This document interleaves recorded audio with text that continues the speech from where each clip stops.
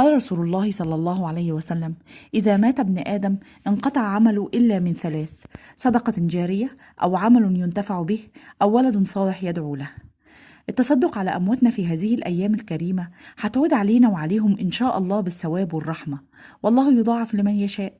والحقيقة إن الصدقة مش بس للأموات، كمان للأحياء. إحنا محتاجين أوي الصدقة لينا. رسولنا الكريم صلى الله عليه وسلم قال: اتقوا النار ولو بشق تمرة. يعني أقل حاجة ممكن تتصدق بيها. يعني لو أنت غني أو فقير، الزكاة على الغني بس، إنما الغني أو الفقير لازم يتصدق عن نفسه. الصدقة يا جماعة ليها مردود كبير أوي في الحياة، بتديم النعم، بتدفع النقم، بترفع البلاء، بتستنزل الشفاء، بتنجي من الكرب، بتطفئ غضب الرب. يعني حد فيه كده لو مرض أو حد عنده مريض يفكر كده أول حاجة إن هو يطلع الصدقة بنية الشفاء. شوف قد إيه ربنا سبحانه وتعالى هيسرها عليه. كتير مننا مش بيفكر كده، وبيحس إن المداومة على الصدقة ممكن تقلل رزقه، أو يفكر ساعتها إن أنا معيش مصاريف العلاج، هعرف أكمل إزاي حتى وأتصدق. اللهم أعنا على شح أنفسنا ويسر لنا الصدقة. هساعدك النهاردة بأفكار للصدقة علشان تسهل عليكي الطريق. أول حاجة هقولك عليها: لو انتي هديتي حد مصحف بنية الصدقة، ما تصوريش هو هيبقى سعيد قد ايه. ست، راجل، شاب، عجوز، كلنا بنبقى سعداء قوي لما يجيلنا مصحف هدية، لأننا محدش فينا بيفكر يروح يشتري لنفسه مصحف جديد. لما بيلاقي مصحف جديد في ايديه، وبالذات في أول رمضان، بيبقى متحمس قوي إن هو يقرأ فيه، وخصوصا لو انتي أحسنتي اختيار المصحف. ممكن تشتري المصاحف منين؟ كل دار نشر بيبقى ليها أماكن مخصصة لبيع كتابها بأسعار معقولة. هتلاقي فيها مصاحف بأحجام مختلفة، بأشكال مختلفة، بأسعار مختلفة. ممكن تروحي تختاري وتشتري أي عدد انت عايزاه، 2 3 5 10 100، هتلاقي كل العدد متوفر.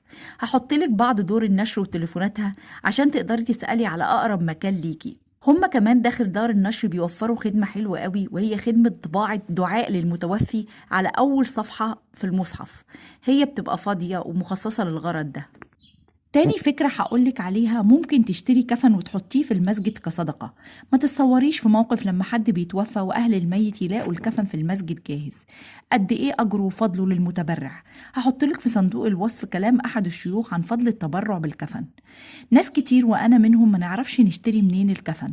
بعد ما دورت وبحثت لقيت صفحة على الفيس، هحطلك تليفوناتها، بتوفر كفن رجالي وكفن حريمي، وعندها كمان خدمة توصيل، وده هيسهل عليكي الموضوع. تالت فكرة هقولك عليها هي الاهتمام بالمساجد. دايما الناس بتحكي عن بناء المساجد، بس بينسوا يهتموا بصيانة المسجد ونظافة المسجد. يعني لو انت مقتدرة تقدري تهتمي بالمسجد الكبير في الحي بتاعك أو أي مسجد جنبك، تقدري تغيري له سجاد، تقدري تبيضيه، تقدري تجيبي له مراوح أو حتى تكييف، كله حسب قدراته. أو ممكن حتى تهتمي بنظافة المسجد، انك تودي السجاد مغسلة تتغسل، أو انك انت تتصدقي بأجر خادمة تنظف المسجد والحمامات، أو ممكن تغيري إضاءة ولمبات المكان. الاهتمام بصيانة ونظافة المسجد بيخلي المصلين يحسوا ببهجة وروحانية عالية قوي، ويحبوا يقعدوا في المسجد كتير.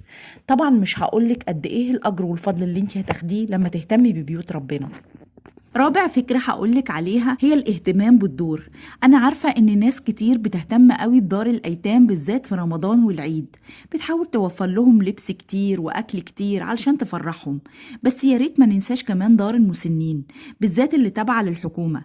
ناس دايما بيحاولوا يوفروا لهم أكل، بس مش بيجيبوا لهم لبس كتير. أحد صديقاتي اللي دايما حريصة على زيارة دار المسنين عشان تقدم لهم نوع من أنواع الدعم النفسي، اشتكت لي إن عندهم نقص شديد في الملابس. لو تقدري تزوريهم ولو مرة واحدة بس في السنة وتوفر لهم لبس كتير أو قليل، هيفرق معاهم قوي.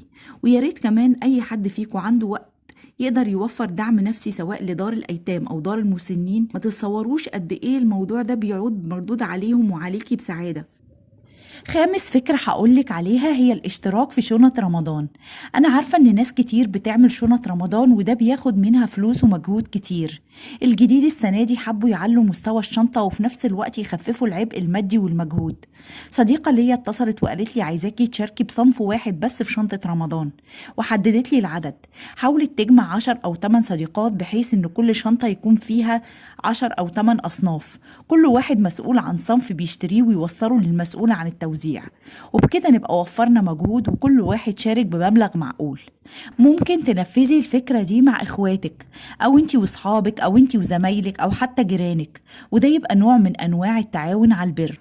آخر فكرة هقولك عليها مش مكلفة قوي، ممكن تجودي بيها من اللي موجود عندك في البيت، وهي إطعام الطعام. ده من أفضل وأسهل أنواع الصدقات. إطعام الطعام ده ممكن تكرمي ضيف، تهدي الطعام للجيران، تكرمي بعض البسطاء. حسنا رسولنا صلى الله عليه وسلم وقال: يا أيها الناس أفشوا السلام، وأطعموا الطعام، وصلوا الأرحام، وصلوا بالليل والناس نيام، تدخلوا الجنة بسلام.